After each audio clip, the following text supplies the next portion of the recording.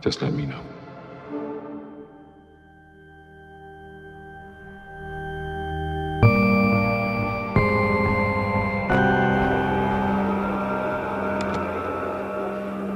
Right about here, in Dallas, Texas, American President John F. Kennedy was assassinated on November 22, 1963. The accused assassin was a man named Lee Harvey Oswald. After being held in custody for less than 2 days, Oswald himself would meet a violent end. According to a subsequent investigation, Oswald had fired 3 rounds from the Texas schoolbook depository. Police recovered 3 shell casings and a bolt-action rifle from the 6th floor of the building. But the shooting of Oswald sparked immediate suspicions of conspiracy. Suspicions that persist to this day and have driven most Americans to reject the government's conclusion that Oswald acted alone. The arguments for and against conspiracy take many shapes and forms. Far too many, in fact, to do them all justice in a single video. Instead, in this video, I want to zoom in and focus on a very narrow slice of this case. Specifically, the events surrounding the Texas schoolbook depository. What exactly happened inside this building from where the shots that killed the president are believed to have been fired.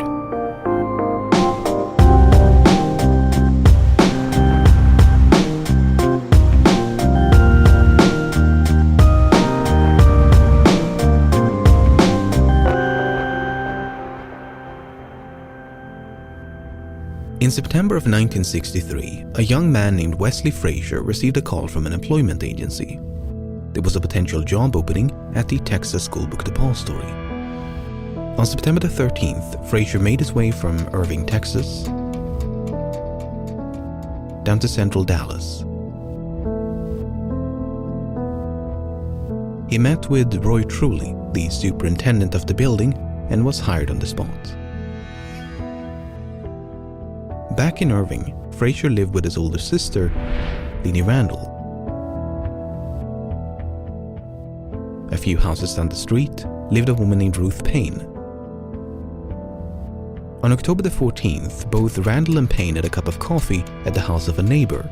Payne brought along a friend and Russian immigrant named Marina Oswald, the wife of Lee Oswald. Marina could barely speak any English and had been staying with Payne for a few weeks, partly due to her husband's unemployment. The subject of Lee looking for work and that he hadn't found work for a week came up while we were having coffee. And Mrs. Randall mentioned that her younger brother, Wesley Frazier, thought they needed another person at the Texas schoolbook depository where Wesley worked. Payne and Marina returned home, spoke with Roy Truly over the phone, and secured a job interview on behalf of Lee Oswald. The following morning, he went down to the book depository and began his first day of work on October the 16th. So, an acquaintance with whom Oswald's wife was currently staying had a casual conversation with a neighbor. That neighbor happened to have a brother who recently got employed at the book depository. This prompted his wife to ask the acquaintance to call the superintendent of the building to inquire about any vacancies. I told Mrs. Payne that to send Oswald down and I would talk to him, that I didn't have anything in mind for him of a permanent nature, but if he was suited, we could possibly use him for a brief time. The position was not only temporary, but only existed due to a temporary shortage of staff. It was the end of our fall rush. If it hadn't existed a week or 2 weeks longer, or if we had not been using some of our regular boys putting down this plywood floor, we would not have had any need for Lee Oswald at that time, which is a tragic thing for me to think about. But it gets even more tragic because Oswald was not the only one to apply for a job. I might have sent Oswald to work in a warehouse 2 blocks away. Oswald and another fellow reported for work on the same day, and I needed one of them for the depository building. I picked Oswald. If Oswald was somehow entangled in a conspiracy, and the aim of that conspiracy was for him to become employed at the book depository, this roundabout sequence of events is a very strange way to go about it.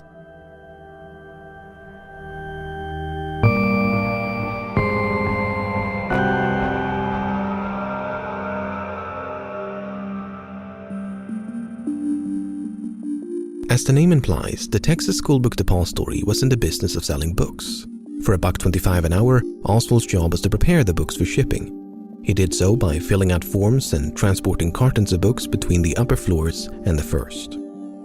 The building had 3 elevators, 2 staircases, and was 7 stories tall. In the northwest corner, 1 stairway and 2 freight elevators provided access to all 7 floors. A small passenger elevator near the front entrance stopped at level 4, while stories 1 and 2 were connected by a second flight of stairs. Lacking a driver's license, Oswald relied on Wesley Frazier to carpool between Irving and Dallas every Friday evening and Monday morning. He spent workdays at a rooming house in Dallas while spending the weekends with his wife and daughters in Irving. But on Thursday morning, November the 21st, the day before the assassination, Oswald decided to deviate from this routine.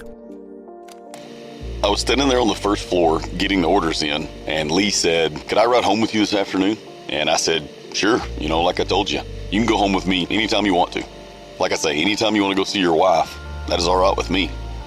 Lee had never gone home in the middle of the week before, so I asked him why, and he stated that he was going home to get some curtain rods for his apartment. I asked if he was going home on Friday as well, and he said no. Frazier drove Oswald back to Irving, where he arrived unannounced at the household of Ruth Payne. Both Payne and Marina were surprised to see Oswald on a Thursday. They assumed he'd come to make amends with Marina due to an argument they had had a few days before. Did your husband give any reason for coming home on Thursday? He said that he was lonely because he hadn't come the preceding weekend and he wanted to make his peace with me. Was anything said about curtain rods or his taking curtain rods to town the following day? No, I didn't have any. He didn't say anything like that? No. The next day, Oswald said goodbye to his wife and left the Payne residence about 7:15. Atop a dresser in the bedroom, he left behind his wedding ring. Oswald was next seen walking down the street by Lenny Randall, carrying a package. He was soon joined by Frazier, and the two of them took a seat in his car to begin their commute. When you got in the car, did you say anything to Oswald, or did he say anything to you? I noticed there was a package lying on the back seat. I didn't pay too much attention, and I said, "What's the package, Lee?" And he said, "Curtain rods." And I said, "Oh yes, you told me you were going to bring some today." Not only was Oswald carrying a large package, but he'd forgotten to bring a lunch bag. When he rode with me, I say he always brought lunch, except that one day on November 22nd. He didn't bring his lunch that day. Right when I got in the car, I asked him where was his lunch, and he said he was going to buy his lunch that day. They arrived in Dallas a few minutes before 8 o'clock. Typically, they would walk together from the parking lot to the book depository. But on this particular Friday, Oswald grabbed his curtain rods and rushed ahead into the building.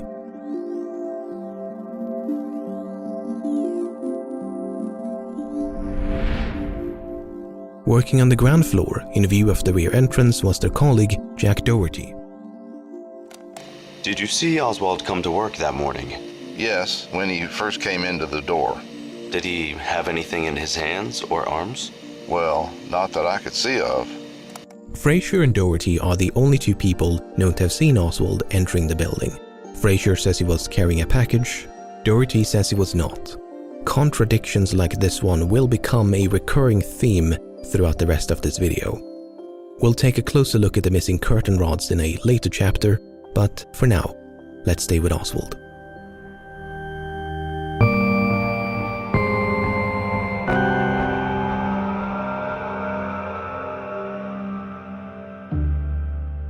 As the morning progressed, Oswald was seen working as normal. Roy Truly described him as an above-average worker who mostly kept himself. In fact, he was a bit of a mystery to his colleagues. On the way back and forth between Irving and Dallas, did you talk very much to each other? No, sir, not very much. He was one of these types that just didn't talk. I was acquainted with Lee Oswald during the time he was employed at the book depository, but I never did get to know him well. He did not mix with the other employees and did not appear to want to make friends with me or any of the others. Did you ever speak to Oswald? Yes, sir. Did he ever speak to you? No, sir. He never replied to you? No, sir. Would you say he was unfriendly? Yes, sir, I would. But there were exceptions to his reticence, and one of them occurred on this Friday morning. James Jarman was working on the ground floor when he observed Oswald staring at the window facing Elm Street. Oswald was standing up in the window, and I went to the window also, and he asked me, what were people gathering around the corner for? And I told him that the president was supposed to pass in the morning, and he asked me did I know which way he was coming. And I told him, yes, he'll probably come down Main and turn on Houston and then back again on Elm. Then he said, oh, I see. And that was all. It's a brief yet fascinating moment. It almost seems as though Oswald had no idea that Kennedy would pass by the Book Depository. This was indeed the case for some of his colleagues. Jarman himself had only been made aware of the fact shortly before he spoke with Oswald. There's no doubt that Oswald knew the president was coming to Dallas, but whether he knew the route of the motorcade is much more difficult to prove. The route of the motorcade had only been finalized a few days before the visit and hinged upon its destination. Kennedy was supposed to attend a banquet in Dallas, but no one could agree on a venue. It came down to two options: the Trade Mart northwest of downtown or the Women's Building to the east. One of the more vocal proponents of the Trade Mart was Texas Governor John Connally, and after much back and forth, he finally got his way on November the 14th. Had the Women's Building been selected, the motorcade would have sped through Dealey Plaza east on Main Street, significantly further away and perpendicular to the Book Depository. Not to mention that First Lady Jacqueline would have been seated between the building and the president. The selection of the Trade Mart meant that the motorcade would now head west on Main Street and make these turns through Dealey Plaza to reach the northbound lanes on the freeway. Now, these turns could still have been avoided had the motorcade continued like so and not taken the freeway, but since the freeway was the more scenic and expedient route, it was the more attractive choice. All of that is to say, the success of the assassination was largely dependent upon the selection of the Trade Mart. It might therefore be tempting to cast suspicion upon Governor Connally, but it should be noted that he rode in the presidential limousine along with the Kennedys and suffered grave injuries during the shooting. Not only that, but Connally was actually opposed to a motorcade and favored a more direct route from the airport to the Trade Mart, a brief trip that would have bypassed Dealey Plaza altogether. He was unfortunately overruled by Kennedy himself, who wanted to see and be seen by the people of Dallas. Okay, so all that was happening behind the scenes, but as far as the public was aware, there wasn't even going to be a motorcade. As late as November the 15th, the Dallas Morning News reported that a motorcade seemed unlikely. But the very next day, the parade was finally confirmed. While the precise route followed by maps and detailed descriptions was not officially disclosed until November the 19th, someone familiar with Dallas could have approximated the route a few days in advance. That is to say, the earliest point a member of the public could have deduced that Kennedy would be driven past the Book Depository was November the 16th, less than a week before the visit. There's a good chance that Oswald saw these articles because he'd been observed reading political columns in the very same newspapers. Furthermore, we know from other aspects of Oswald's life that he was politically inclined. Well, I have studied Marxist philosophy, yes, sir, and also other philosophers. But are you a Marxist? I think you did admit on an earlier radio interview that you consider yourself a Marxist. Well, I would very definitely say that I am a Marxist. That is correct. But that does not mean, however, that I'm a communist. What is the difference between the two? Well, there's a great deal of difference. Several American parties in several countries are based on Marxism, such as Ghana. Certain countries have characteristics of a socialist system, such as Great Britain with its socialized medicine. These, then, are the differences between an outright communist country and countries which adhere to leftist or Marxist principles. Conversely, a lack of interest in politics is precisely why at least one of Oswald's colleagues remained oblivious to the motorcade. So while it's understandable for someone apolitical to be taken off guard by a presidential visit, it makes far less sense for someone like Oswald. On November 21st, the day before the assassination that you were describing, was there any discussion between you and your husband about President Kennedy's trip or proposed trip to Texas, Dallas, and the Fort Worth area? I asked Lee whether he knew where the president would speak and told him that I would very much like to hear him and to see him. I asked him how this could be done, but he said he didn't know how to do that and didn't enlarge any further on the subject. Had there ever This been... was also somewhat unusual, his lack of desire to talk about that subject any further. How did you think it was unusual? Could you explain that? The fact that he didn't talk a lot about it. He merely gave me said something as an answer, and did not have any further comments. Do you mean by that, usually he would discuss a matter of that kind and show considerable interest? Yes, of course. He would have told me who would be there and where this would take place. We'll never know what Oswald was thinking when he spoke with James Jarman shortly before the assassination. But it is worth repeating, though, that Oswald was hired on October the 15th. That's a full month before the Motorcade route had been decided, let alone announced to the public.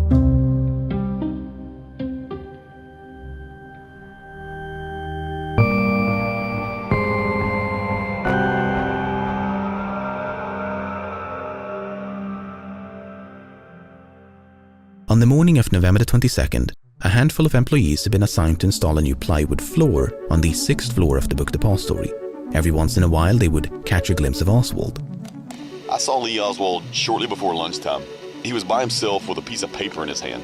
I had nothing to say to him, but some of the other male employees teased him and told him he ought to go get a haircut.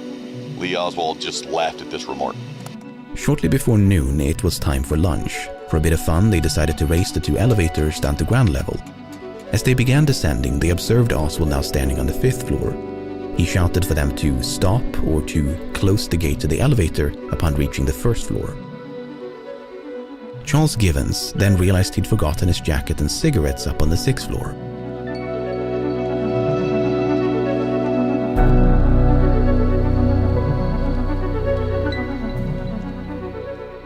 About to return to ground level, Givens spotted Oswald approaching. Lee was coming from the window up front where the shots were fired from. Did you watch where he walked to? Well, no, sir. I didn't pay much attention. I was getting ready to get on the elevator, and I say, "Boy, are you going downstairs?" What did he say to you? I say, "It's near lunchtime," and he said, "No, sir. When you get downstairs, close the gate to the elevator." That meant the elevator on the west side. You can pull both gates down, and it'll come up by itself. What else did he say? That is all. I said, "Okay," and got on the elevator. And with that, Givens became the last person inside the book depository known to have seen Oswald before the assassination. At least, that's the official story. The encounter was fixed at 11:55, more than half an hour before the shooting. But other employees claimed to have seen Oswald in other parts of the building around the same time or even later than Givens. Givens himself provided conflicting accounts. But I'm getting ahead of myself. This encounter notwithstanding, Givens was not the last person to visit the 6th floor. Shortly after Givens had left, Bonnie Williams grabbed his lunch and went upstairs. He sat down right about here to await the president's arrival. Now, when you were sitting by the window, could you see down towards the southeast corner? No, sir. I couldn't see anything as I remember there. About the only thing that I could see from there would be the top edge of the window because the boxes were stacked up. Did you see anyone else up there that day? No, I did not. The southeast corner is the location from where the shots that killed the president are believed to have been fired, the so-called sniper's nest. Williams says he was alone, but admits his view was obstructed by tall stacks of boxes. Meanwhile, down by the main entrance, someone was attempting to gain access to the building. I met an elderly white man at the entrance of the building who asked me to direct him to a restroom. The man was very old and feeble and could hardly make it up the steps. About 5 minutes later, I saw this man leave the building and enter an old Buick automobile with 3 elderly white women. The Buick then drove away. Did you see him talk to anyone in the building? No, he went straight out. This individual was never identified and is the only unknown person known to have entered the book depository before the shooting. After finishing his lunch up on the 6th floor, Bonnie Williams heard the voices of James Jarman and Harold Norman emanating from the floor below. Feeling a bit lonely, Williams went down to the 5th floor and joined his 2 colleagues. The exact time of Williams' departure is unclear, but it was likely no more than 10 or even 5 minutes before the shooting. On the grounds below, a sea of spectators lined the streets of Elm and Houston. Every once in a while, one of them would glance up at the book depository. Indeed, Jarman, Williams, and Norman were spotted on multiple occasions, leaning out the far east windows on the 5th floor. But movement could also be seen on the floor above them, a floor that, by all accounts, was now supposed to be empty.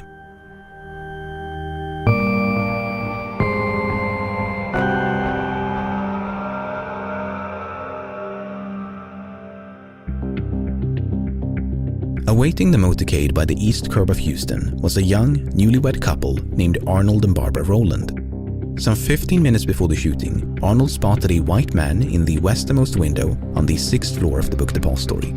The man was holding a rifle, his gaze locked at Houston. Despite standing a few meters away from an officer, Arnold chose not to report the gunman. Did it ever enter your mind that you should go and tell the policeman of this sight or this vision that you had seen?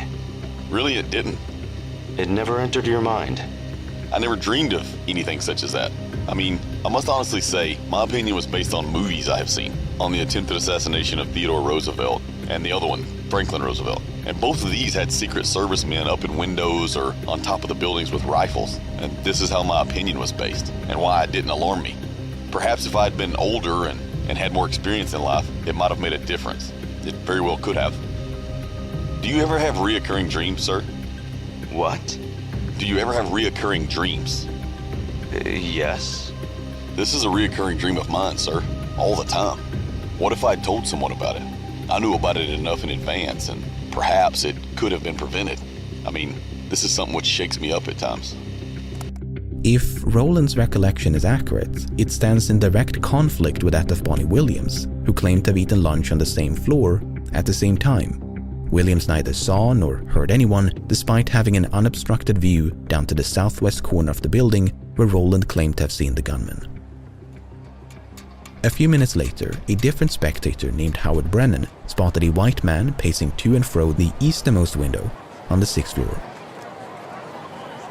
At 12:30, the presidential limousine emerged from behind a building and began driving north on Houston. As the car made a sharp left turn at Elm, a high school student named Amos Ewens glanced up at the book depository and caught sight of a protruding metal rod.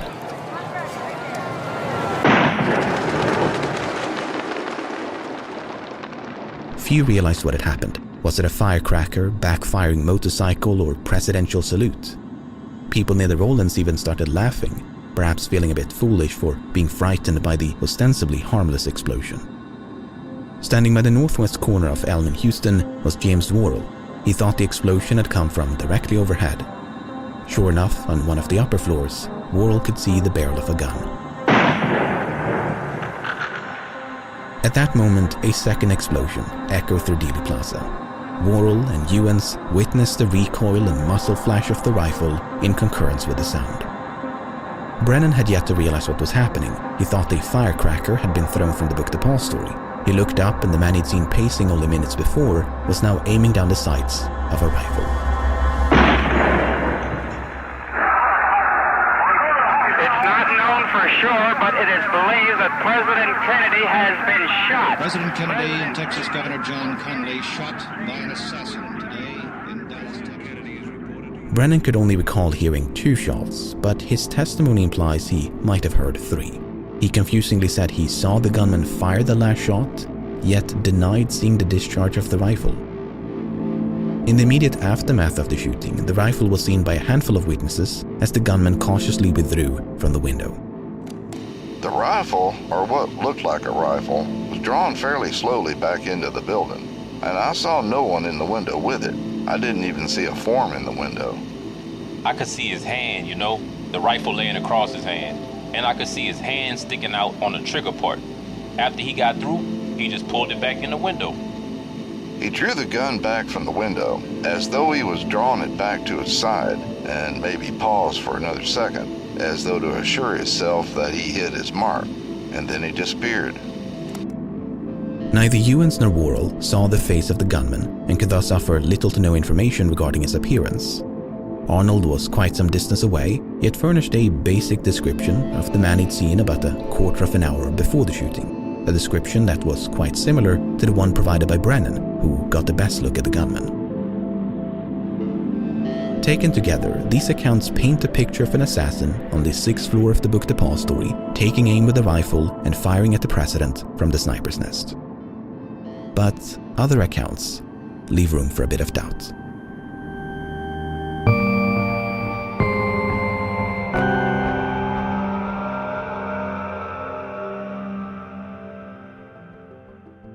As previously mentioned, Arnold Rowland spotted a white man with a rifle in the westernmost window on the 6th floor about 12:15. But as late as 5 minutes before the shooting, Arnold observed an elderly black man leaning out the easternmost window on the same floor.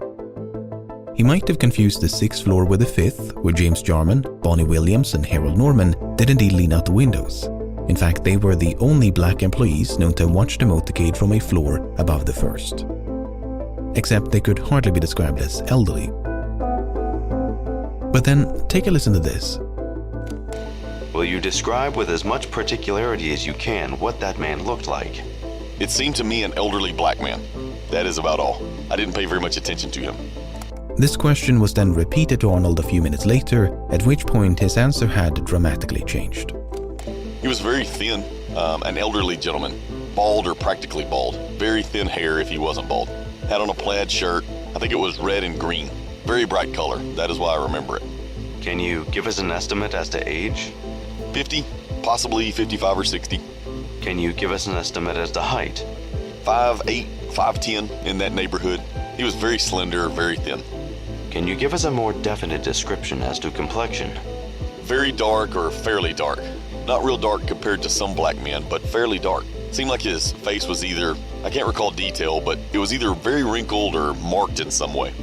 So, in the span of a few minutes, Arnold went from "I didn't pay very much attention" to describing the man's complexion, hair, clothing, age, height, build, and even the blemishes on his face.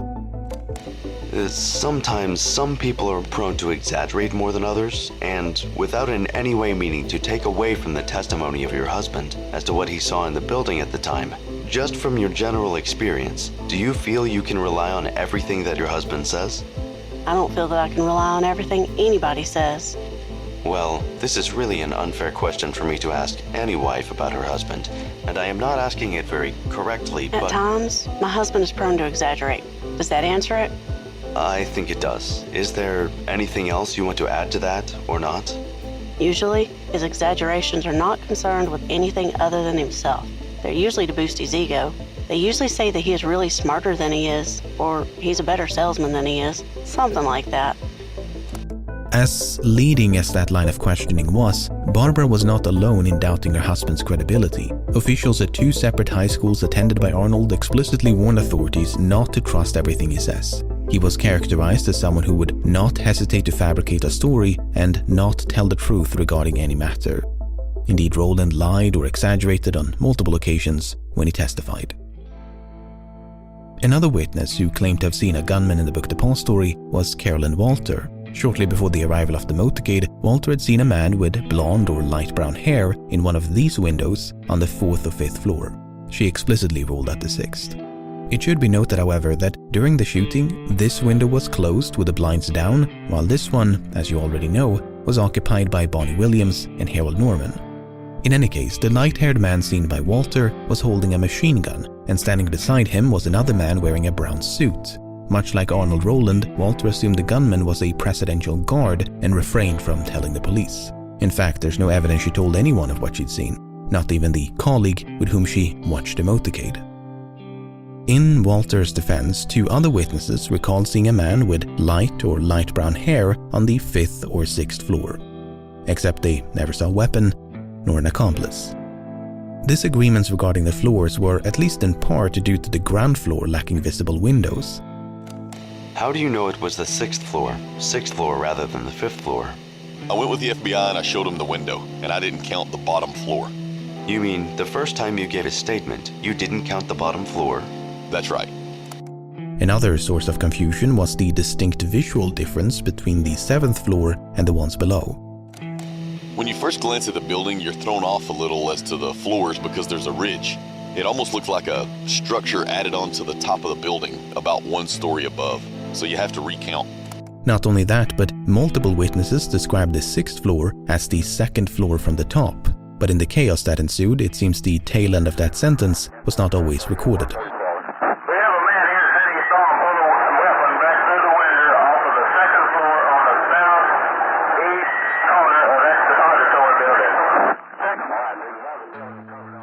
Amos Ewens is another curious witness because even though he never saw the gunman's face, he did see the top of his head.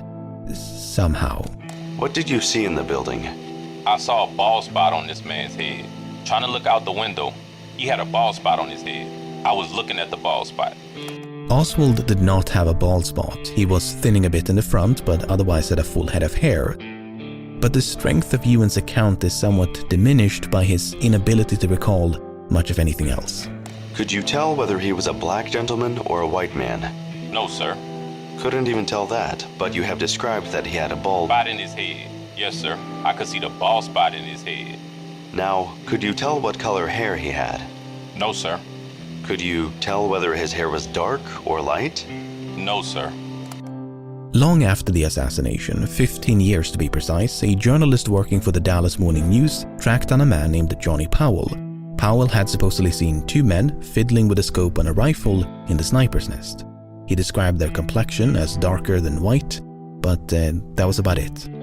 Once again, one has to wonder if he confused the gunmen with Jarman, Williams, and Norman on the floor below.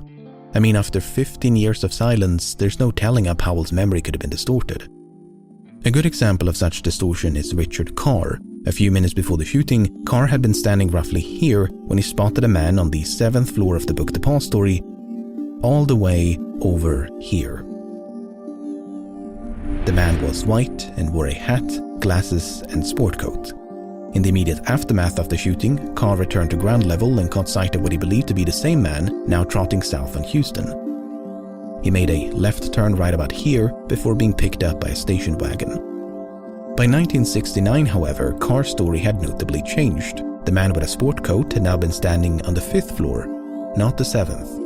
After the shooting, Mr. Sportcoat had emerged from behind the Book Depository, accompanied by two other men. They too had been picked up by a separate station wagon before speeding away. It's unclear how Carr is supposed to have seen all of this, considering what he told the FBI back in '64. Carr advised that from his location on the steel structure of the new courthouse building, it would have been impossible for him to observe the lower floors and entrance of the book depository, and that from his position he could only see the top floor and the roof. In Carr's defense, James Worrell had seen a man emerge from the rear entrance of the book depository about 3 minutes after the shooting. This man also wore a sport coat and headed south on Houston. Except the man seen by Carr was kinda stocky and wore a hat, while the man seen by Worrell had a slender build and was hatless.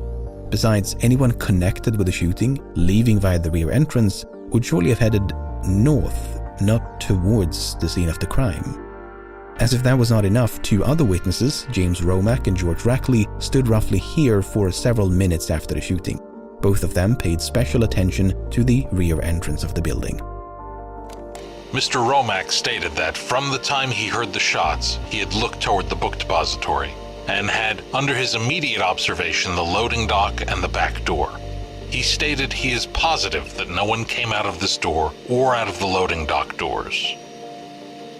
Could you see the back door of the Texas School Book Depository? Yes. Were you looking towards that direction? Yes, sir. About how long did you keep your eyes fixed over there? Oh, I would say 5 minutes anyhow, probably 10. I was looking up that way at all times. Did you see any people leave the Texas School Book Depository by way of the rear exit? No, sir. Did you see any people running north on Houston Street? No, sir. Unfortunately, conflicting accounts were not limited to the book depository. Among the hundreds of witnesses in the vicinity of Dealey Plaza, nothing was as disputed as the number and origin of the gunshots. And Governor Connolly was holding his stomach. And the shots were almost simultaneously, weren't they? Yes, sir. They were probably 10 seconds apart. Do you know who fired the third shot? I didn't hear I don't recall a third shot. There may have been. My family hit the ground, and I don't recall a third shot. I just couldn't.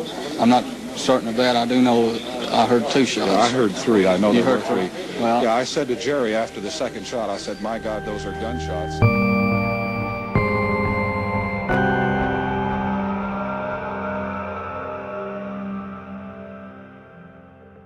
No one knows exactly how many spectators were in or near Dealey Plaza at the time of the assassination.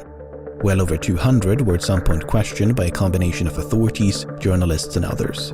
Attempts have been made to consolidate the various accounts, and it's clear from all such attempts that the majority of witnesses heard 3 shots. What's a bit less clear is the source of the explosions. The gunman was either placed in the vicinity of the book depository, marked here in red, or an area west of the building, marked in green, known as the grassy knoll. But as you can see from these pie charts, the assessment of earwitness testimony is highly susceptible to bias. It's a surprisingly subjective exercise that can lead to widely different results. Nevertheless, there were a substantial number of witnesses who pointed to the grassy knoll located roughly here, and many of them were scattered throughout the plaza. To give you some examples, August Campbell was standing near the front entrance of the book depository, yet believed the shots had come from the grassy knoll. Meanwhile, Marilyn Sitzman was standing on the grassy knoll, yet believed the shots had come from the book depository. Standing beside Campbell was a woman named Geraldine Reed, who believed the shots had come from the book depository. Standing by the curb in front of Sitzman was William Newman, who believed the shots had come from the grassy knoll. One might therefore conclude that there must have been two assassins, one in the book depository and one on the grassy knoll. Indeed, countless authors and even a congressional investigation have done precisely that. Now, the scope of this video is not nearly exhaustive enough for me to attempt any conclusions regarding a second gunman, but I do want to leave you with this. You might have seen these unlabeled blue slices before. Well, that's how many witnesses heard gunshots coming from multiple directions. That is to say, next to no one did. All the shots came either from the east or west, not both. Mr. Campbell believed the noise came from away from the book depository. This illusion, he explained, may have been due to the sound bouncing off the building and other objects in the vicinity. August Campbell was far from alone in being deceived by the pronounced echoes of the gunshots. Where did the noises or shots sound to you like they came from? It was hard to tell because they had an echo, you know. There was actually two explosions with each one. There was the shot and then the echo from it, so it was hard to tell. There was too much reverberation. There was an echo which gave me a sound all over. In other words, that square is it had a sound all over. The sounds came either from up against the school depository building or near the mouth of the triple underpass. I had worked in this watchtower for some 10 or 12 years and was there during the time they were renovating the school depository building, and had noticed at that time the similarity of sounds occurring in either of those two locations. There's a reverberation which takes place from either location.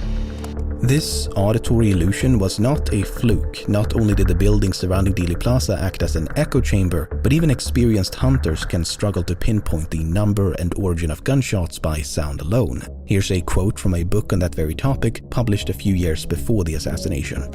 Little credence should be put in what anyone says about a shot or even the number of shots. These things coming upon a person suddenly are generally extremely inaccurately recorded in their memory. One of the authors asked one deer hunter last fall how many shots another hunter less than 100 yards away had fired. The answer was 5. Actually, only 2 shots were fired. Employees in the book depository were no less confused about the gunshots than the spectators outside.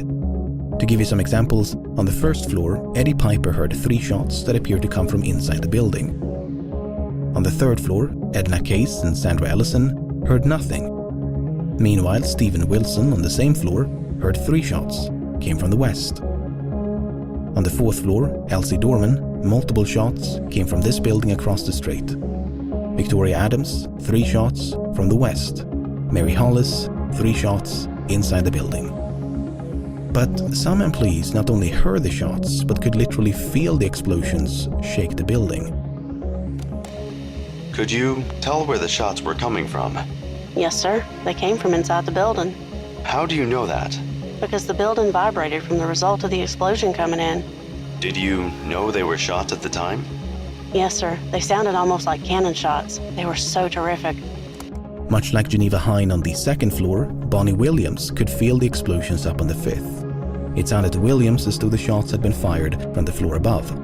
His colleague, James Jarman, initially thought the shots had come from somewhere below, but then changed his mind and agreed with Williams. Harold Norman, meanwhile, heard far more than gunshots. Just after the president passed by, I heard a shot. And several seconds later, I heard 2 more shots. I knew that the shots had come from directly above me, and I could hear the expended cartridges fall to the floor. I could also hear the bolt action of the rifle. The explosions shook the building, and a piece of loose plaster or dirt was dislodged from the ledge above and struck Williams in the head. Meanwhile, spectators on the streets below could see them leaning out the windows, looking up at the 6th floor. I just looked straight up ahead of me, which would have been looking at the school book depository, and I noticed 2 black men in a window, straining to see directly above them, and my eyes followed right up to the window above them, and I saw the rifle, or what looked like a rifle. Frightened and somewhat entranced by the pandemonium outside, the 3 men remained on the 5th floor for several minutes. Meanwhile, the apparent assassin upstairs was now in a race against time. Did you hear anything upstairs at all? No, sir. I didn't hear anything. Any footsteps? No, sir. Probably. The reason we didn't hear anything is because, after the shots, we were running too, and that was making a louder noise. Why didn't you go up to the 6th floor? I really don't know. We just never did think about it. Maybe it's because we were frightened.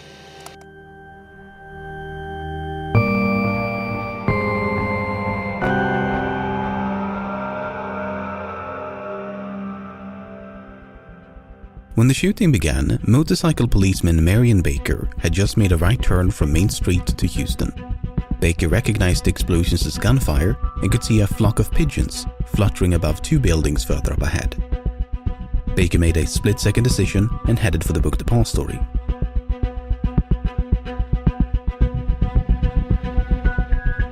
Once inside, he was greeted by Roy Truly. Truly directed Baker to the elevators, but neither was available. He pressed the button while shouting up the elevator shaft for someone upstairs to close the gate. No response. Instead, they began running up the stairs.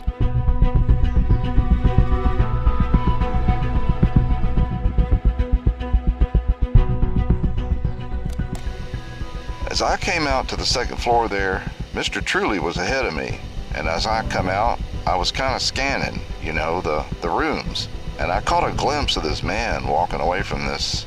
I happened to see him through this window in this door. I don't know how come I saw him, but I had a glimpse of him coming down there. Where was he coming from, do you know? No, sir. All I seen of him was a glimpse of him go away from me. What did you do? I hollered at him at that time and said, "Come here." He turned and walked right straight back to me. What did you say to him? I didn't get anything out of him. Mr. Truly had come up to my side here, and I turned to Mr. Truly and I says, "Do you know this man? Does he work here?" And he said, "Yes." And I turned immediately and went on out up the stairs. The man whom Baker and Truly encountered in the 2nd floor lunchroom was none other than Lee Harvey Oswald. The encounter was brief, lasting no more than 30 seconds. Oswald appeared calm and failed to evoke suspicion, so Truly and Baker left him in the lunchroom and proceeded up the stairs. They spent some time searching the roof, but there was no assassin to be found. Down by the main entrance, Geraldine Reed was still trying to process what had just occurred. She decided to return to her office on the 2nd floor of the building. Here, about 2 minutes after the shooting, Reed became the last known person to have seen Oswald inside the book depository. I kept walking and I looked up and Oswald was coming in the back door of the office. I met him by the time I passed my desk by several feet, and I told him, I said, "Oh, the president has been shot, but maybe they didn't hit him." He mumbled something to me. I kept walking. He did too. I didn't pay any attention to what he said because I had no thoughts of him having any connection with the shooting at all, because he was very calm. Oswald is then presumed to have taken the front stairs and, on his way out the main entrance, encountered someone looking for a phone. There are at least 2 candidates for who this person might have been, but Oswald seems to have pointed out the phone inside the building before blending into the chaos outside. He was next observed boarding a bus a few blocks east on Elm.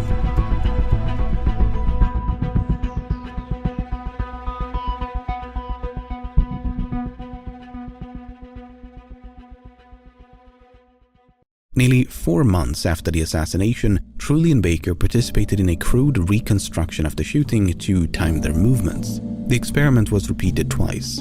On the first attempt, it took them 1 minute and 30 seconds to reach the 2nd floor lunchroom. Then, 1 minute and 15 seconds. These time trials were primarily conducted to determine whether Oswald could have fired the shots from the 6th floor and still made it down to the 2nd in time for his encounter with Truly and Baker. After all, if there wasn't enough time, Oswald could not have been the assassin. A bunch of different routes were tested, and while Oswald could theoretically have taken one of the elevators or even the fire escape, in practice there wasn't enough time. You do not think the assassin used any of the elevators at any time to get from the 6th to the 2nd floor? You mean after the shooting? No, sir. He just could not, because those elevators, I saw myself, were both on the 5th floor. They were both even. The only other means of descent was the stairway. A stand-in for the gunman trotted down from the 6th floor to the 2nd in 1 minute and 18 seconds. Then, at a slightly faster pace, in 1 minute and 14 seconds. There was just enough time.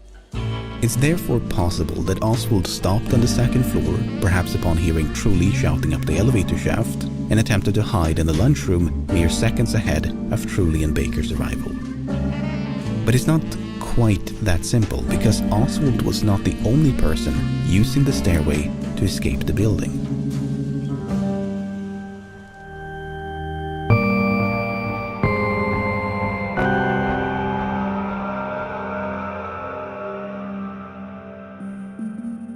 As previously mentioned, Victoria Adams watched the motorcade from an office on the 4th floor of the Book Depository.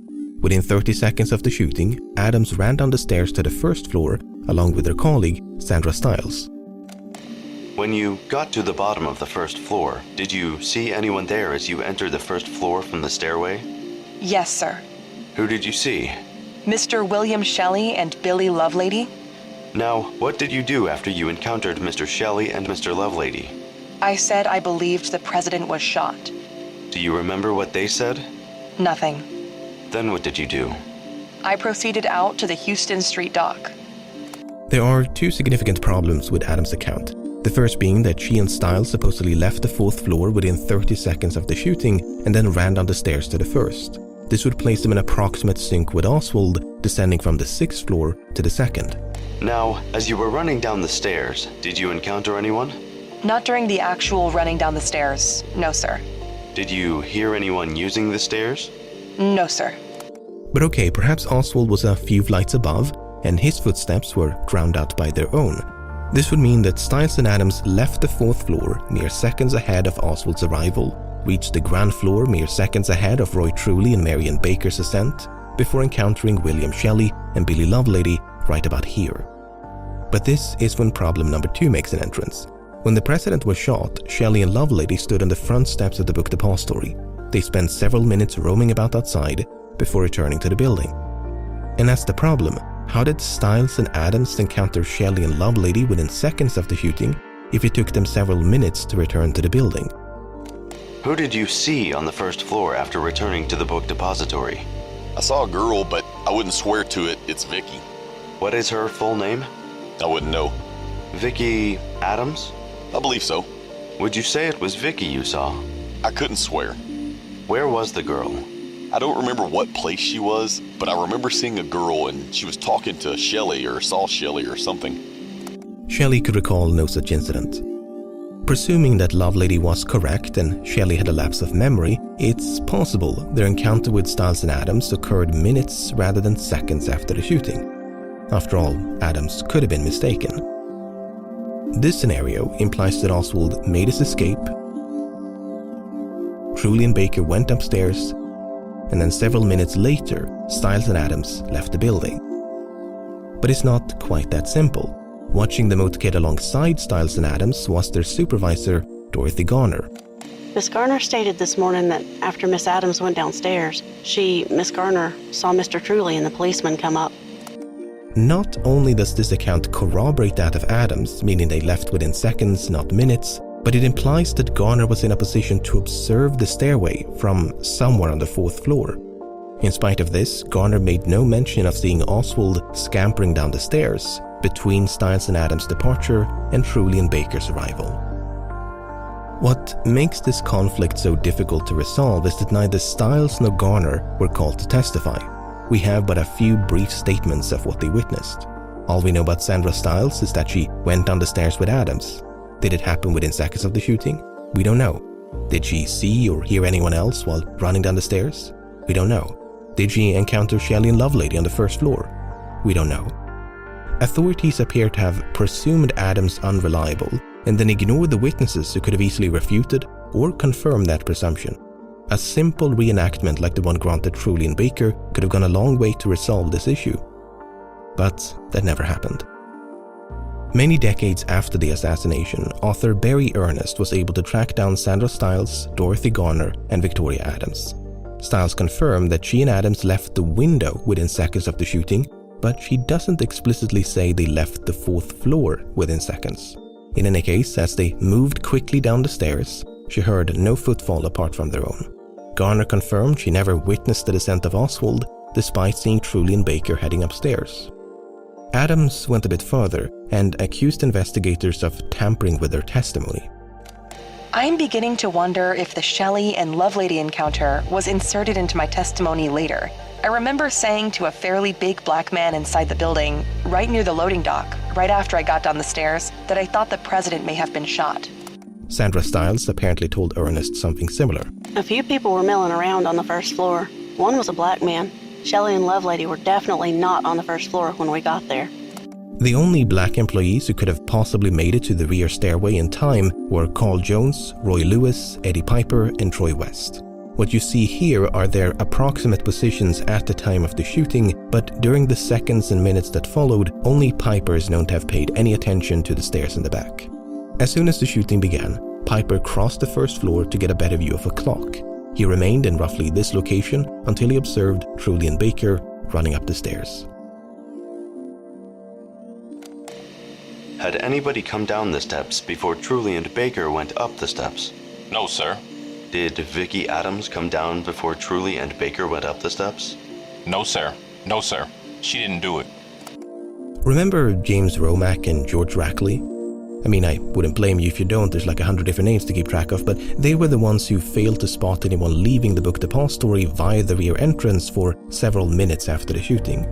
Well, the thing is, according to both Stiles and Adams, they left the Book Depository via the rear entrance upon reaching the first floor. So if Romack and Rackley are to be believed, then once again, the descent of Stiles and Adams must have taken place minutes rather than seconds after the shooting. Not only that, but when Sandra Stiles was contacted by another researcher, she apparently expressed great uncertainty regarding the stairwell descent and thought it might in fact have occurred a couple of minutes after the shooting. I don't know what to make of all this. The conspiracy crowd will, of course, amplify the more suspicious elements, while those who support the official narrative will focus on that which discredits Adams. But ultimately, we don't know the exact timeline of events. It's difficult enough to pin down the minute-by-minute chronology. Once you get down to seconds, there's a lot of guesswork at play. The time trials by Truly and Baker gives us a rough estimate, but that's not cast in stone. They could have easily been a bit faster, a bit slower. So too could have Shelley, Lovelady, Garner, Stiles, Adams, and Oswald. Would you say that the reconstruction that we did on March the 20th was a minimum or a maximum time? Oh, I would say that would be the minimum time. We did everything that I did that day, and this would be the minimum time, because I'm sure that it took me a little longer. I must also mention that we don't know much about the layout of the 4th floor beyond this crude schematic. If the other floors are any indication, much of this space was occupied by bookshelves and tall stacks of boxes. This is significant because Dorothy Garner never actually saw Stiles and Adams enter the stairway. She only heard footsteps of what she presumed to be them running down the stairs.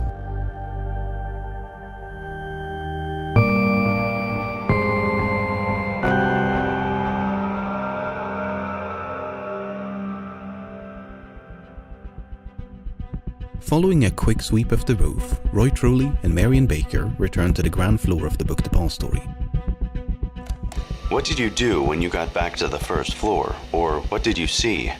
When I got back to the first floor, at first I didn't see anything except officers running around, reporters in the place. There was a regular madhouse. Had they sealed off the building yet, do you know? I am sure they had. Then what?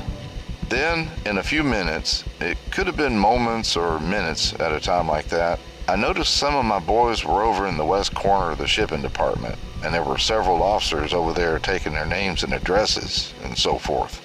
I noticed that Lee Oswald was not among these boys.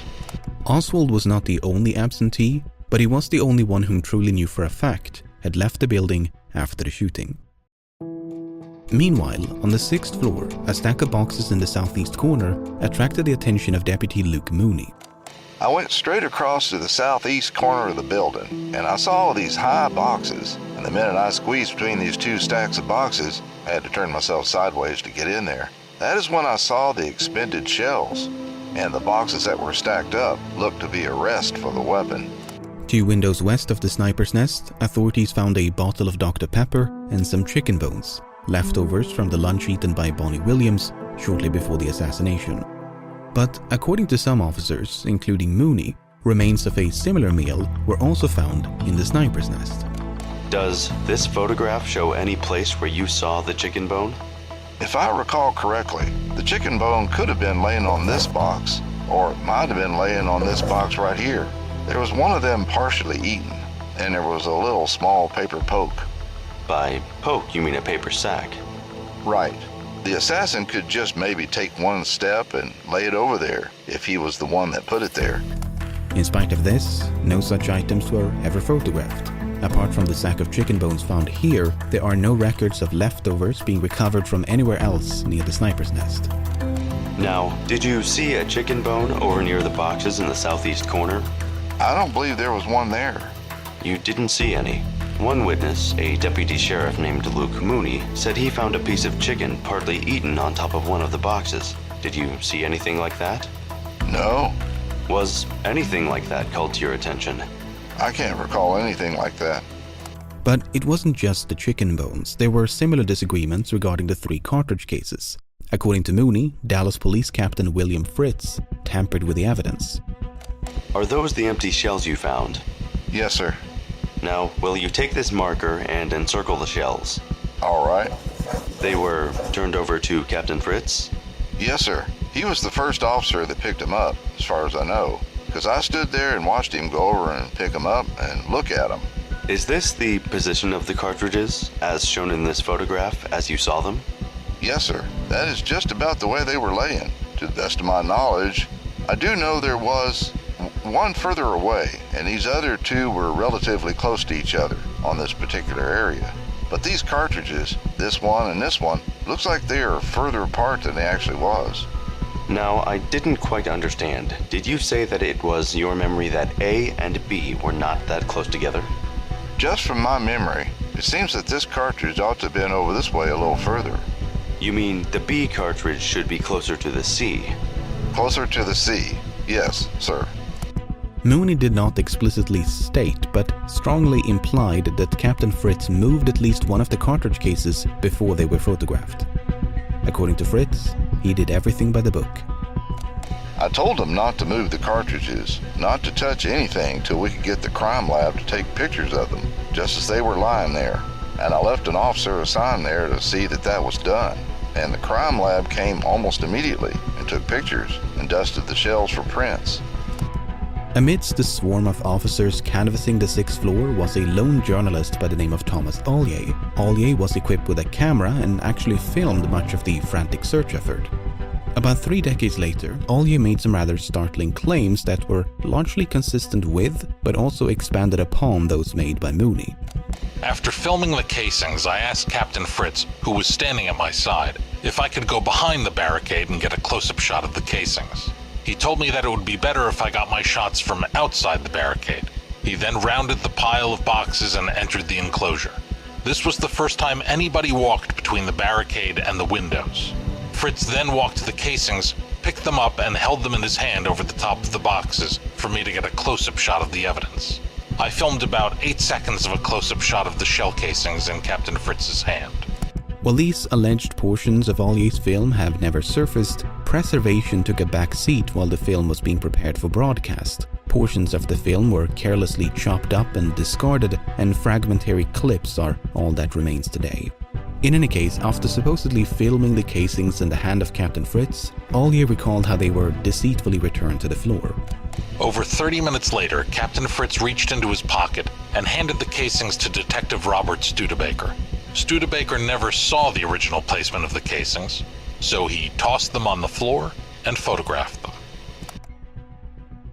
To counterbalance these allegations of foul play, I must also mention that there were those who found nothing amiss about the cartridge cases. Did you see a picture taken of the holes? Yes, sir. When the picture was taken, were the holes in the same position as when you had first seen them? Yes, sir, they were. Even Mooney sort of agreed that the casings had not been moved, immediately after explaining that they had been moved. In the testimony we heard a few minutes ago, Mooney was shown this photograph. He then examined this one, taken from a different angle, before being shown this one. Now, these two are just differently cropped copies of the same photograph. I have another picture. Here is a picture taken, also from another angle. Does that show the cartridges? Yes, sir. Now, compare that with the other photograph. Yes, sir. Is that about the way it looked? Yes, sir. That is right. It sure is. That doesn't really gel with the casing supposedly being picked up and haphazardly tossed back on the floor, as Thomas Ollier would claim decades later. While there are question marks surrounding the chicken bones and cartridge cases, there can be no doubt that some of the boxes in the sniper's nest were moved prior to being photographed. Do you have any pictures of the boxes near the window before they were moved, other than those you have showed me? Just these two. Then you don't have any pictures taken of the boxes before they were moved? No. Now, I will show you another picture. Was that taken by you? Yes. Does that show the position of the boxes before or after they were moved? That's after they were dusted. There's fingerprint dust on every box. And they were not in that position then when you first saw them? No. Several minutes after the sniper's nest was discovered, a bolt-action rifle was found between two rows of boxes near the stairway.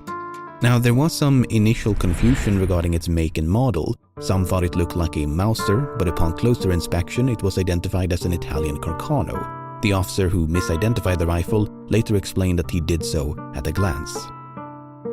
However, over a decade after the assassination in 1976, a former deputy sheriff by the name of Roger Craig claimed to have seen the marking 7.65 Mauser stamped right on the barrel of the rifle. To some, this is evidence that a Mauser was in fact discovered on the 6th floor before being swapped for a Carcano. But Craig was the only person to make this specific claim, did so many years after the assassination, and after telling a journalist the following. Did you handle that rifle on the 6th floor? Yes, I did. I couldn't give its name because I don't know foreign rifles. I know it was foreign made, and you loaded it downward into a built-in clip. But there was another rifle, a Mauser, found up on the roof of the depository that afternoon. There were no reports of a Mauser being found on the roof either. Besides, the only rifle seen in the film taken by Thomas Ollier is unmistakably a Carcano. Unique markings on the cartridge cases would later prove that this was indeed the rifle from which all three had been fired. Before the day was over, the rifle had been traced to a company in Chicago, Illinois. The company had sold the rifle to someone named A. Hiddell and shipped it to a post office box in Dallas in early 1963. Alec James Hiddell was a pseudonym known to have been used by Oswald. So there was now a direct link between the shells, the rifle, and Oswald. Not only that, but Oswald's prints were lifted from both the rifle and boxes in the sniper's nest. Apart from the spent shells and the rifle, authorities discovered one other key piece of evidence. Did you find anything else up in the southeast corner of the 6th floor? Yes, sir. We found this brown paper sack, or case. It was made out of heavy wrapping paper. Actually, it looked similar to the paper that those books in the building was wrapped in. It was just a long, narrow paper bag. The bag was alleged to have been found here, yet this space is suspiciously empty in all the crime scene photographs. How long was the paper bag, approximately? I don't know. I picked it up and dusted it for prints, and they took it down there and sent it to Washington. And that's the last I'd seen of it, and I don't know. Did you take a picture of it before you picked it up? No. Does that sack show in any of the pictures you took? No, it doesn't show in any of the pictures. Detective Robert Studebaker, who had been working as a forensic assistant for less than 2 months, neglected to explain why he never photographed the bag. In Studebaker's defense, no one was on the lookout for a brown paper bag. Assassin, sure, rifle, casings, absolutely, but some debris in a dark-lit corner of the room? It wasn't until the bag was picked up and inspected that its significance became apparent. Do you remember anything about what the sack looked like? Well, it was assumed at the time that it was the sack that the rifle was wrapped up in when it was brought into the building, and it appeared that it could have been used for that. Now, as you may recall, Wesley Frazier drove Oswald back to Irving on November the 21st to pick up some curtain rods. The following morning, Oswald was seen carrying a package by both Frazier and his sister, Linnie Randall. According to Frazier, Oswald told him the package contained curtain rods which he then brought back to Dallas. But you may also recall that Jack Doherty denied seeing such a package. Did you see Oswald come to work that morning? Yes, when he first came into the door. Did he have anything in his hands or arms? Well, not that I could see of. The thing is, Doherty was not a reliable witness. When questioned by the FBI and Secret Service, he appeared very confused about times and places. He required assistance from his father due to considerable difficulty in coordinating his mental faculties with his speech. While Doherty denied having such issues, his testimony is nonetheless riddled with contradictions. Wait a minute, did you go to lunch? Well, I went back downstairs to eat lunch. Yes, sir. What time? Oh, it was 12 o'clock. Wait a minute, did you hear the shots before or after your lunch? Before I ate my lunch. You heard shots before you ate your lunch? Let's see. Yes, I believe I did. Now, did you hear a shot either before or after lunch? It was before lunch. It was before lunch. You think it was before lunch you heard the shot? I believe it was. Yes, sir. While Doherty insisted that Oswald had nothing in his hands when he arrived at work, it turned out that this certitude was based on nothing but a glance. Now, is that a very definite impression that you saw Oswald that morning when he came to work? Well, it's like this. I'll try to explain it to you this way. You see, I was sitting on the wrapping table, and when he came in the door, I just caught him out of the corner of my eye.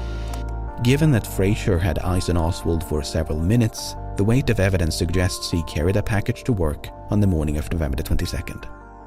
A far more contentious question is whether the package carried by Oswald was the same as the brown paper bag discovered on the 6th floor. According to both Randall and Frazier, the only two witnesses known to have seen the package, the answer was a definite no. Now, was the length of the package any similar to the bag? Anywhere near similar? Well, it wasn't that long. I mean, it was folded down at the top, as I told you. It definitely wasn't that long. I told the FBI that as far as the length of the bag, I told them that was entirely too long. Their main source of contention was that the package carried by Oswald was shorter than the brown paper bag. The bag was just long enough to store the rifle in its disassembled state, so if the package carried by Oswald was much shorter, then it could not have contained the rifle. Except Randall saw it briefly at a distance through a window, while Frazier never paid it much attention. Did it look to you as if there was something heavy in the package? Well, I'll be frank with you, I didn't pay much attention to the package. In fact, the length of the package seemed about as certain to Frazier as his lack of attention to it. I didn't pay much attention. I didn't pay too much attention. I didn't pay any attention to it. I didn't pay much attention to the package. I didn't look at the package very much. Like I say, I didn't pay that much attention to it. I didn't pay too much attention to how he carried the package at all. The tape and paper with which the brown paper bag had been constructed matched the tape and paper used to wrap books for shipping on the first floor of the book depository. Not only that, but a fingerprint and palm print matching that of Oswald were also found on the bag. In spite of all this, some authors refused to accept that the brown paper bag and the package carried by Oswald were one and the same.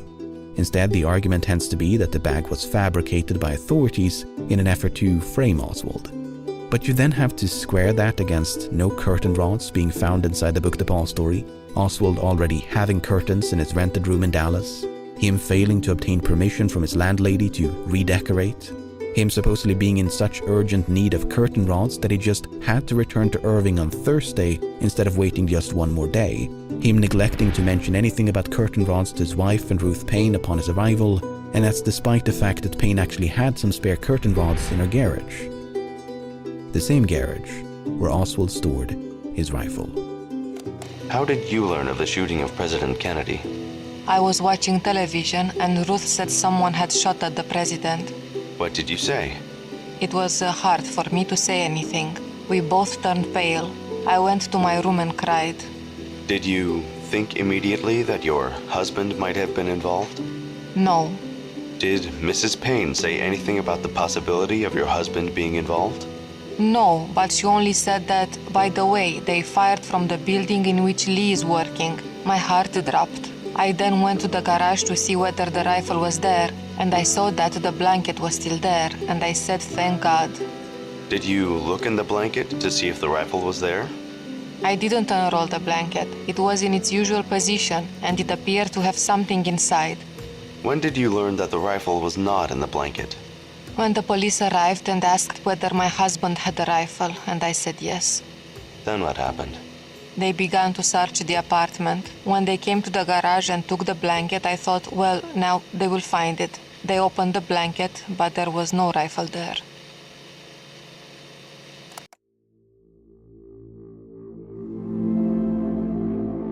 Around the time of the rifle's discovery on the 6th floor of the book depository, Captain William Fritz was appraised of Oswald's absence. Fritz immediately left the building and returned to police headquarters. We were standing in the hallway when Captain Fritz walked in. He walked up to my colleagues and made the statement to them, "Go get a search warrant and pick up a man named Lee Oswald." And I asked the captain why he wanted him, and he said, well, he was employed down at the book depository and he had not been present for a roll call of employees. And we said, "Captain, we will save you a trip because there he sits."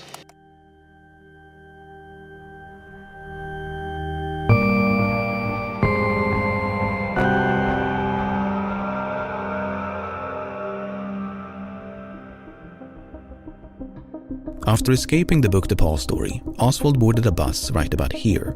But the assassination ground traffic to a halt, so Oswald soon left the bus and hailed a cab. After returning to his rooming house in Oak Cliff, a neighborhood in southwestern Dallas, Oswald changed his clothes, grabbed a gun, and left in a hurry. 78. You are in the Oak Cliff area, are you not? Lines to nose. You will be at large for emergency comes in. Police patrolman J.D. Tippett encountered Oswald some 45 minutes after the shooting, a bit further south, right about here. As soon as Tippett stepped out of the vehicle, Oswald drew his gun and fired 4 shots in rapid succession. Hello, police operator. Go ahead, it says news. Hello, we've had a shooting out here. Where is it at? Between Marsalis and Buckley. It's a police officer. Somebody shot him. What's this? 404 10th Street. 78. It's in a police car. Notify one that the officer involved in the shooting, which is Officer J.D. Tippett, we believe, was pronounced DOA at Methodist 128. Well, any indication that it has any connection with this other shooting? Well, the descriptions on the suspects are similar. It is possible. Oswald was then caught sneaking into a nearby movie theater without purchasing a ticket. We have information that a suspect just went in the Texas theater on West Jefferson. Simple. A large contingent of officers descended upon the theater. They surrounded the building, switched on the lights, and approached the suspect. Flanked by officers, Oswald drew a gun and a brief scuffle ensued. But this time he was quickly subdued, handcuffed, and taken to police headquarters back in downtown Dallas. Over the next 2 days, between his arrest and untimely death, Lee Harvey Oswald was interrogated by members of the Dallas Police, FBI, Secret Service, among others. None of it was recorded. Did you have any tape recorders? No, sir. I don't have a tape recorder. We need one. If we had one at this time, we could have handled these conversations far better. The Dallas Police Department doesn't have one. No, sir. I have requested one several times, but so far, they haven't gotten me one. So, no one knows exactly what was said inside this room. Instead, we have to settle for the cliff notes, and of especial interest to us is Oswald's alibi. These people have given me a hearing without legal representation or anything. Did you shoot the president? I didn't shoot anybody, no, sir. You just heard Oswald, who said he did not shoot anybody. Oswald vehemently denied any involvement in the assassination. Instead, he claimed to have eaten lunch with 2 co-workers on the first floor of the book depository. One of them was a black co-worker whose name Oswald could not recall. The other was James Jarman. Were you with anybody when you were walking around on the first floor finishing your sandwich? No, I wasn't. I was trying to get through so I could get out on the street. Did you see Lee Oswald? No, I didn't. After his arrest, he stated to a police officer that he had had lunch with you. Did you have lunch with him? No, sir, I didn't. But according to another interrogator, Oswald's claim was not to have eaten lunch with Jarman and this unnamed co-worker, but merely that he saw them pass through the lunchroom while he was eating. Oswald stated that he had eaten lunch in the lunchroom at the Texas School Book Depository alone, but recalled possibly 2 black employees walking through the room during this period. He stated possibly one of these employees was called Junior and the other was a short individual whose name he could not recall, but whom he would be able to recognize. So according to this version of events, Oswald's alibi was that he possibly saw 2 co-workers, one whose name he could not recall, enter and traverse the lunchroom, together or separately, during an unspecified period of time. Whether Oswald claimed to have eaten lunch with or in proximity of his colleagues, it makes no difference because neither alibi could be substantiated. Instead, James Jarman had last seen Oswald taking an elevator upstairs sometime between 11:30 and 12 o'clock. William Shelley and Eddie Piper had last seen Oswald roaming about the first floor around noon, at which time Oswald had told Piper that he was either going out or going up to eat lunch. Then there's the account of Charles Givens. You may recall that Givens is officially recognized as the last person inside the book depository known to have seen Oswald before the assassination. Their encounter was fixed at 11:55 and is supposed to have taken place on the 6th floor. But prior to relating this version of events, Givens had reportedly told the FBI that he saw Oswald on the first floor at 11:50, a statement which he later denied ever making. Either way, Oswald being on the first floor at noon does absolutely nothing to prevent him from being on the 6th, half an hour later. Unless Carolyn Arnold is to be believed. As Mrs. Arnold was standing in front of the building, she stated she thought she caught a fleeting glimpse of Lee Harvey Oswald standing in the hallway between the front door and the double doors leading to the warehouse located on the first floor. She could not be sure that this was Oswald, but she said she felt it was and believed the time to be a few minutes before 12:15 p.m. So that would be about here. In a subsequent statement, Arnold claimed to have gone outside as late as 12:25, thereby pushing the time of her potential ground floor sighting of Oswald as close as 5 minutes before the shooting. Putting aside the fact that her observation was described as a fleeting glimpse and that she could not be certain of the man's identity, Arnold herself will later deny it ever happened. That is completely foreign to me. It would have forced me to have been turning back around to the building when, in fact, I was trying to watch the parade. Why would I be looking back inside the building? That doesn't make any sense to me. Instead, Arnold claimed that this encounter had actually taken place in the second floor lunchroom. I do not recall that Oswald was doing anything. I just recall that he was sitting there in one of the booth seats on the right-hand side of the room as you go in. He was alone, as usual, and appeared to be having lunch. I did not speak to him, but I recognized him clearly. The problem with both of these accounts is that none of her colleagues reported anything remotely similar. Whether it was the first or second floor, Oswald was apparently invisible to everyone but Arnold. Besides, it took Arnold 15 years to relate her revised version of events. Not ideal for such a time-sensitive issue. That being said, depending on what conspiracy theory you're willing to entertain, there are ways to interpret what Oswald told his interrogators so that it aligns with either one of Arnold's accounts. Take this one, for instance. Oswald stated he was present for work at the book depository on the morning of November the 22nd, and at noon went to lunch. He went to the second floor to get a Coca-Cola and returned to the first floor to eat lunch. Then he went outside to watch the presidential parade. This claim is interesting because in the early days of the assassination, it appeared to be supported by photographic evidence. But this figure was quickly identified as Billy Lovelady, a man who bore such a close resemblance to Oswald that when footage of Oswald first appeared on television, Lovelady's stepchildren thought it was him. Now, speaking only for myself here, really? Am I missing something here? Because they're not exactly doppelgangers, right? Anyway, in recent years, another such figure, this time with even fewer pixels to work with, has once again been the subject of debate. Because this much of a person can't be positively identified, some believe it, therefore, must be Oswald. On the other hand, Oswald explicitly denied watching the motorcade when he spoke with another interrogator, not to mention that his presence outside went completely unnoticed by all those who did watch the motorcade. Now, there's one final account of Oswald's supposed alibi that stands out from the rest. It stands out because it really skirts the line of self-incrimination. When asked as to his whereabouts at the time of the shooting, Oswald stated that when lunchtime came and he didn't say which floor he was on, he said one of the black employees invited him to eat lunch with him, and he stated, "You go on down and send the elevator back up and I will join you in a few minutes." Before he could finish whatever he was doing, he stated the commotion surrounding the assassination took place. And when he went downstairs, a policeman questioned him as to his identification, and his boss stated that he is one of our employees, whereupon the policeman had him step aside momentarily. Following this, he simply walked out the front door of the building.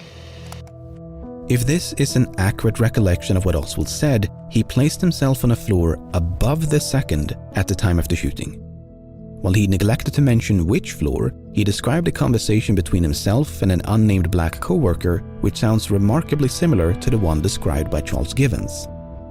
This would mean that Oswald, seemingly by accident, placed himself on the 6th floor during the shooting. After that horribly confusing mishmash of stories, what have we learned? Well, Oswald appears to have contradicted himself by offering multiple alibis. It's also possible that what he said was misunderstood or otherwise misrepresented by the interrogation participants. As mentioned at the beginning of all this, we don't actually know what Oswald said. This is all based on second-hand accounts related days, weeks, or even months after the assassination. But the main takeaway has to be the lack of corroboration. With the exception of Carolyn Arnold, a highly unreliable witness, no one laid eyes on Oswald between roughly noon and the shooting. At least, no one inside the Book Depository.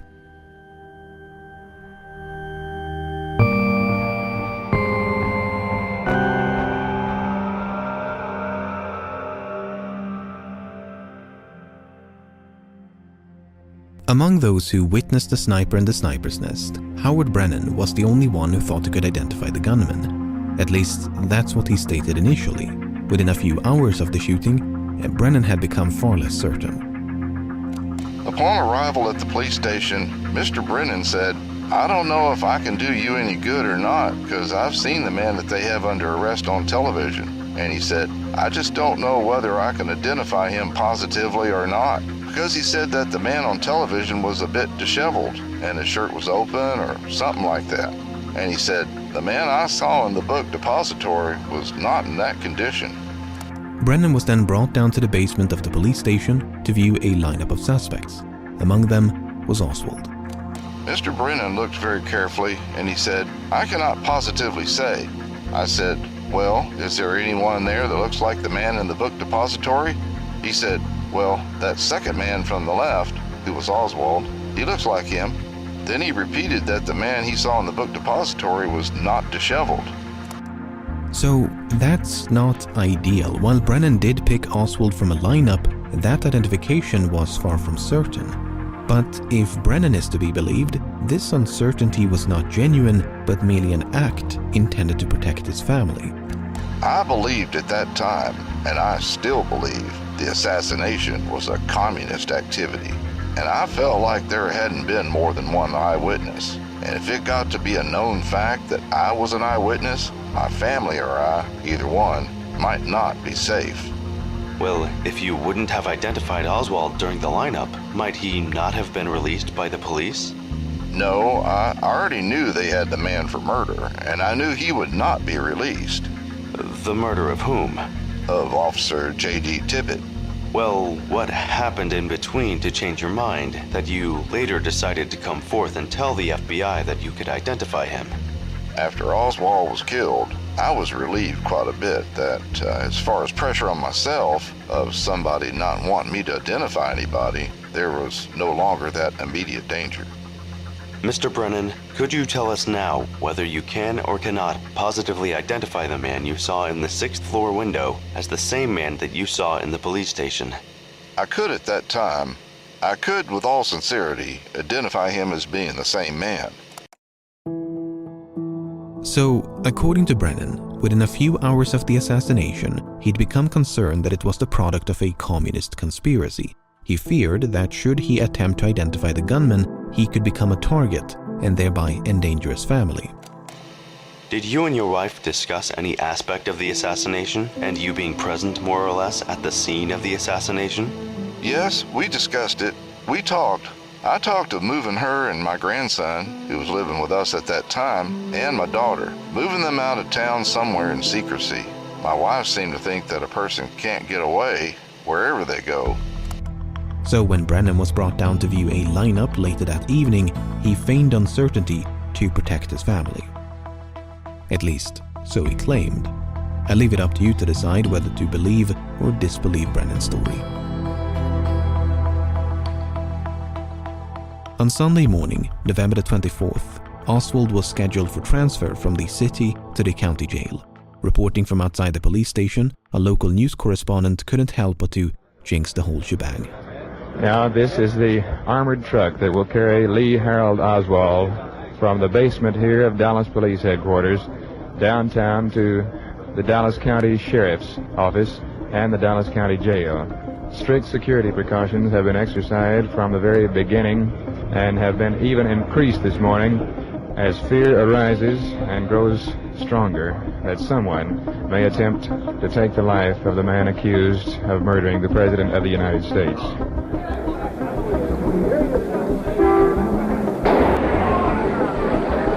He's been shot. He's been shot. Lee Oswald has been shot. The doctors at Parkland Hospital said that the single shot could scarcely have done more damage to a body than that shot did to Lee Harvey Oswald. It penetrated his spleen, his pancreas, the aorta, the kidney, and the liver. Oswald expired at 1:07 p.m. He died at 1:07 p.m. We have arrested the man. The man will be charged with murder. Who is he? The suspect's name is Jack Rubenstein, I believe. He goes by the name of Jack Ruby. That's all I have to say. Has he confessed to advertise the time he was going to be here?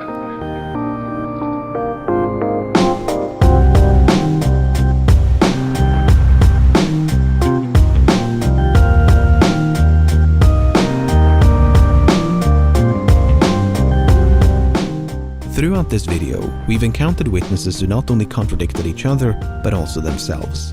Central to many arguments of conspiracies that these contradictions represent attempts by the conspirators to conceal the truth. To give you an example, Charles Givens initially claimed to have seen Oswald on the first floor at 11:50. Then he denied ever saying that and claimed to have spoken with Oswald on the 6th floor at 11:55. Some authors have found this change a bit too convenient and suspected Givens was coerced to change his story by the conspirators. In support of that conclusion, we have this document in which Dallas Police Lieutenant Jack Revel said the following. Lieutenant Revel stated that Givens had been previously handled by the Dallas Police Department on a marijuana charge, and he believes that Givens would change his story for money. About 2 months later, Givens did precisely that. He changed his story. But let's have a think about this. According to this interpretation of events, the conspirators had free rein to dictate Givens' testimony. They could have told him what to say or perhaps rewritten his testimony after the fact. You may recall that that is precisely what Victoria Adams claimed and Carolyn Arnold implied earlier in the video, that someone had put words in their mouth by altering the written record. Okay, so wielding that near limitless power, what words did the conspirators choose to put in the mouth of Givens? Well, they supposedly invented a brief conversation about lunch in elevators away from the sniper's nest more than half an hour before the shooting. I guess I saw Oswald sitting in the sniper's nest, or even I saw Oswald carrying a large package heading for the sniper's nest, was a bit too on the nose? The same is of course true of every other witness in Dealey Plaza. Apart from the doubtful identification by Howard Brennan, no one could actually place Oswald in the sniper's nest at the time of the shooting. I really cannot stress this enough. It apparently did not occur to the conspirators to have at least one witness unambiguously identify Oswald as the assassin. Better yet, take a photograph. For all this talk of witness coercion and evidence tampering, that seems like a bit of an oversight. What I'm trying to illustrate is that it's surprisingly trivial to pluck a stray document here, an unfounded allegation there, and sprinkle in some thoughts about means and motive, and you'll end up with a conspiracy theory that, at least on the surface, sounds convincing. Whether it's organized crime, a foreign government, or domestic agency, there's enough material here to make a compelling case against countless groups and individuals, something upon which many authors, filmmakers, and others have capitalized to great success. I don't know if all of them are right or wrong. This video clearly doesn't cover enough ground for me to determine that. But to ascribe a conspiratorial motive to anything remotely suspicious seems irresponsibly black and white for a case so clouded by shades of grey. A person acting in a way that's unlawful, unethical, untruthful does not prove they colluded in a plot to assassinate the President of the United States. Such thrilling leaps of conspiracy make for entertaining stories, but that doesn't make them true. Remember Thomas Ollier? He was the journalist filming on the 6th floor during the initial search for the assassin. Decades later, Ollier began accusing officers of tampering with the evidence, staging photographs, and lying on their oath. The veracity of those allegations aside, the fascinating thing about Ollier is that he never believed Kennedy fell victim to a conspiracy. Ollier had a refreshingly nuanced take on the assassination by recognizing that evidence of corruption is not the same as evidence of conspiracy. Sloppy police work neither began nor ended with the Kennedy assassination, and people lie for all sorts of reasons. Loyalty, embarrassment, fear, pride, attention, power, money. There's no shortage of motivations to choose from. Besides, what kind of clueless masterminds would allow a cameraman to casually film their supposed cover-up? Something I found myself doing a lot while making this video was attempting to view the assassination from the perspective of the alleged conspirators. You could, for instance, question the logic of placing an assassin in this specific window, a window in which he ran the risk of being caught red-handed by other workers inside the building. A window in which he could have easily been and actually was spotted by spectators in the approaching motorcade. A window from which his view was partially obstructed by a tree.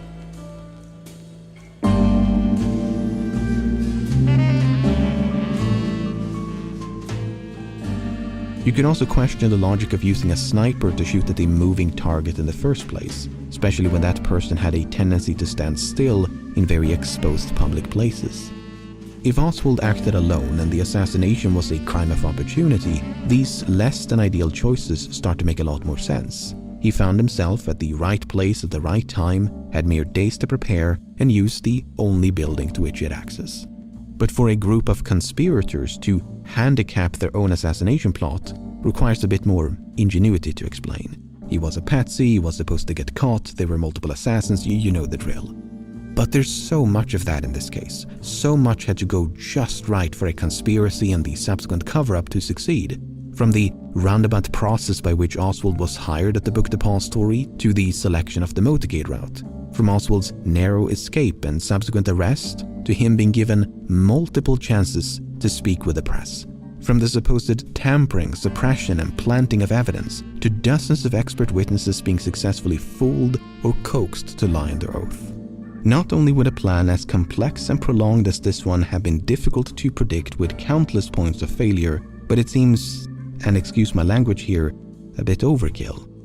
Yes, Kennedy was the President of the United States, but he was not exactly difficult to access. He was rather famous for abandoning his Secret Service detail and wandering off into crowds. In fact, that's precisely what he did on multiple occasions during this very trip. Now decided to shake hands with one or two more people, but this is the moment where the Secret Service has its point of tension. They say, when the President stops moving, that's when we're concerned, because that is when the possibility of trouble comes to the forefront. this was one of those impromptu moments for which President Kennedy is so well known. So many times you have heard that the Secret Service men suddenly find themselves without the president, that suddenly he has left them and stepped into the crowd and decided to shake hands and give his personal greetings. You could say perhaps that this is more the norm now than the unexpected, because it has been done so many times. As this news correspondent was alluding to just a few minutes before the actual shooting, all it takes is one person with a gun at point-blank range. Not unlike the shooting of Oswald. Think about that the next time you watch a documentary or read one of the thousands of books implicating members of the Secret Service, FBI, CIA, Dallas Police Department, politicians, lawyers, doctors, investigators, witnesses, and so forth. Think about how all these alleged co-conspirators did not have to be a part of any of this.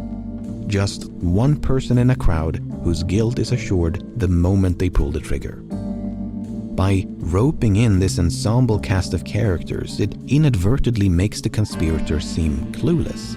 I like to imagine a conference room, and up against the wall stands a board upon which they've mapped out the whole thing. All the people they need to manipulate, all the evidence they have to fabricate. The entire patchwork of needless risk-taking laid out bare before them. And they looked at that, and then looked at each other and went, "Yep, that's a solid plan."